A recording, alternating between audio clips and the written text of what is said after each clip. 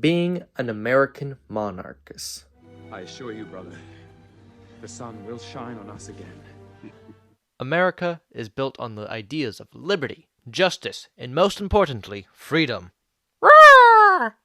So when I tell and speak to people about my admiration of monarchism, it tends to create a reaction of one of the following. I'm sure many American monarchists, or any monarchists in some Republican nations, will have this reaction. But America is about freedom. A monarchy is a waste of money. A monarch is a dictatorship with an old hat. Or, you're being un-American. Don't you love America? These claims I have heard plenty throughout my recent years. But now, and as much as I want to address some of these questions, I do mostly want to speak about how I became a monarchist. In truth, my mother did influence me a bit. When my mother used to live in Europe for a few years, and and when she came back and eventually gave birth to me, she instilled in me certain types of values and thoughts, and that is, Europe is so much older and it has its own unique culture that sometimes Americans don't fully grasp. There's a certain culture that is respected in history. While, yes, the majority of European nations are republics as of today, that they were all kingdoms at one point or another. I remember around the age of 10, I believe, when my mother talked about how sometimes she wonders if America had the British monarch, it would actually be beneficial and we wouldn't be so politically divided. I remember her saying that very offhandedly one day, and I think that has always stuck with me, even at the age of 10. I mean, think about it. Before Queen Elizabeth's passing, she was a cultural icon amongst the English-speaking world, heck, even the West in general. When the Queen passed in 2022, we cannot deny that America was politically at a very interesting point in time. And when the Queen passed away, there was so much respect across the world for the passing of such a powerful figure. This was the same monarch who came to Washington, D.C. after 9/11 and spoke to Congress about America's resilience and our shared history. Queen Elizabeth saw the fall of empires and the rise of the New World, and Queen Elizabeth saw so much throughout her life, and in a weird way, it really feels like the Queen of the West almost died. To you, she was your queen. To us, she was the queen. To us all, she would be with us forever. Hi, editing Jewish-Anglican here, and I just want to say I find Macaron's quote and his speech about Queen Elizabeth's passing very, very good arguments for monarchism, and I think as a monarchist, I find Macaron a very interesting person because even though, while yes, he's very controversial in France and all this, he often does bring up very intriguing moments in his speeches where he does talk about monarchism. He once spoke about how France has been trying to fill in the void of the monarch ever since the revolution. Macaron, while yes, he is definitely of a liberal European Union fanboy, he often has these moments of a very interesting wisdom that I really appreciate. And honestly, some actual good monarchist arguments from Macaron. So I'd recommend digging into that. Or even look at the videos which shows all the presidents that the Queen met, like Harry S. Truman to Joe Biden. And even along my own studies of monarchism and just history in general, I found that monarchs tend to be very integral to a nation's history. In fact, this is where we get to Chapter 2, the personal. Now, many of you might notice that I am of Jewish descent. My great-grandmother was able to escape the Holocaust during the Second World War. It has always intrigued me, how could a nation like Adolf Hitler's Germany just crumble under the weight of a dictator and commit these atrocities? I was interested in what could have made such a nation be like that, so I naturally dug into the history, and I discovered something so interesting that it really pushed me towards monarchism more so than any other argument, and that was Kaiser Wilhelm II, the last Kaiser of Germany. Before the World Wars, the German nation was an empire ruled by a Kaiser, German word for emperor, which derives from the word Caesar, or technically the original Latin Caesar. After World War I, much of the blame was put onto Germany and the German Kaiser and kind of the old nobility. This led to a fragmenting and an eventual exile of the Kaiser. If you want to know more about that period of Germany and how in its aftermath, going into the Weimar Republic, I believe Otto's Last Night has a great video about the factions of that. It's very interesting. So Wilhelm II, the last Kaiser of Germany, was exiled to the Netherlands, where he would remain for the rest of his life. Meanwhile, Germany became a parliamentary republic that was struggling, weak, and ashamed of its struggle and history. Hitler very much rose to power due to this power vacuum that was gaped by the exile of the Kaiser. It was a weak and struggling nation. In 1938, the Kaiser in the Netherlands spoke about his opinion on Adolf Hitler, and I believe his quote is one of the strongest, most eloquent quotes about monarchism versus Nazism. Here is the following from the Kaiser.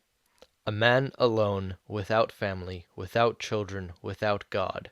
He builds legions, but he doesn't build a nation. A nation is created by families, a religion, tradition. It is made up by the hearts of mothers, the wisdom of fathers, and the joy and the exuberance of children."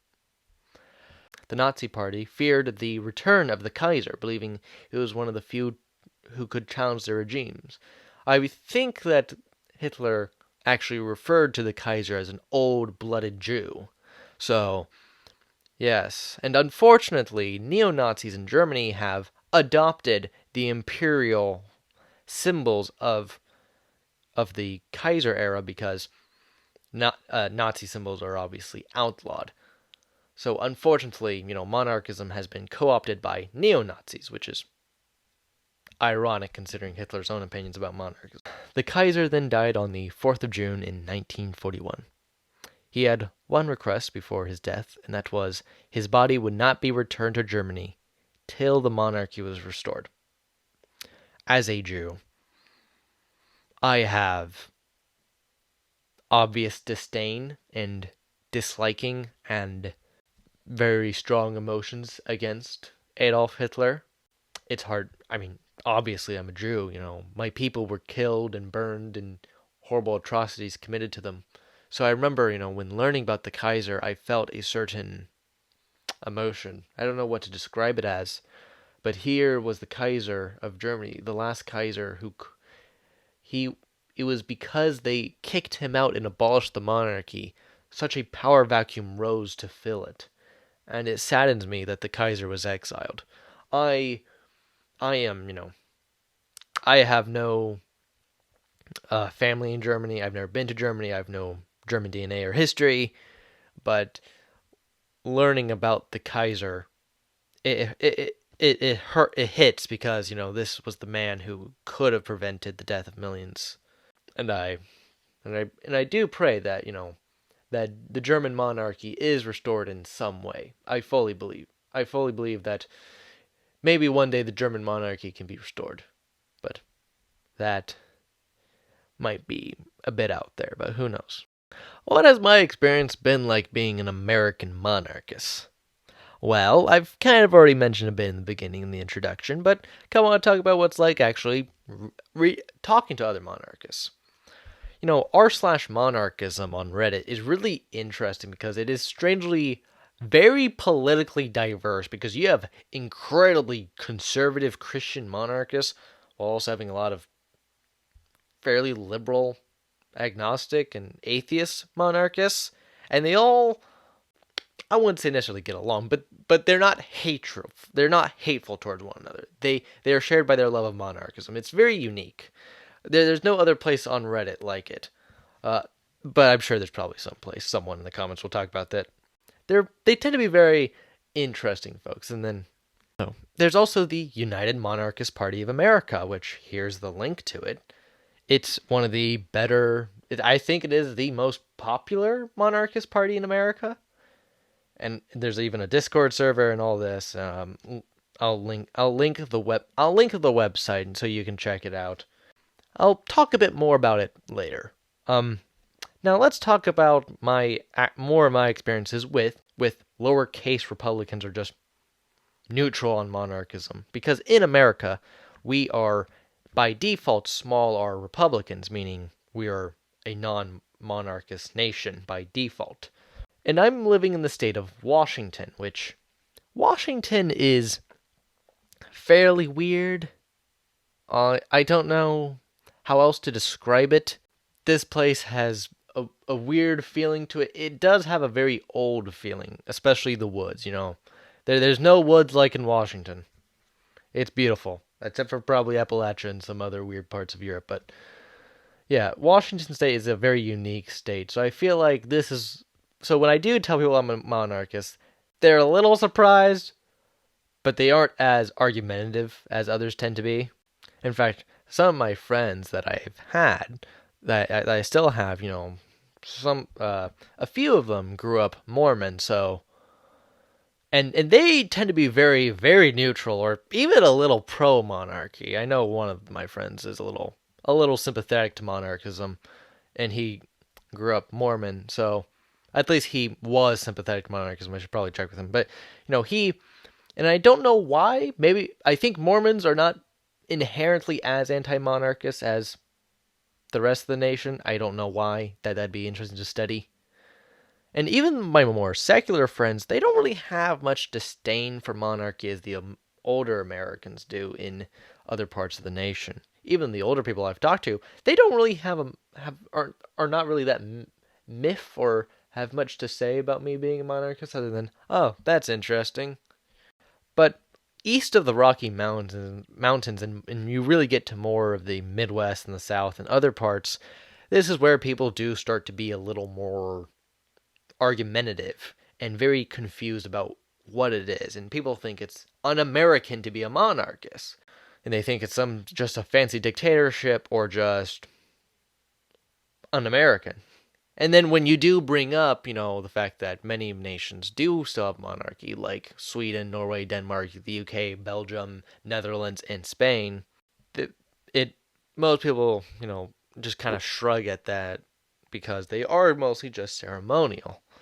And also worth noting that much of medieval monarchism had to deal with both the church and the lower nobility. So the idea that monarchs had unchecked power isn't fully accurate.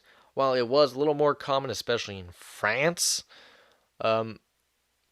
it wasn't as common as you think. I would recommend Law Vader's video about it. Check it out.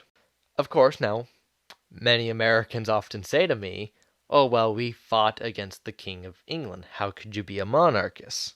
That's a fair question, and the simple answer is that we weren't just fighting against the monarch, we were also fighting against Parliament. We were getting so taxed, and we were also not getting proper representation as we wanted, and much of that was up to Parliament's discretion. Now, the king had some say, but he was very much limited in his power by that point.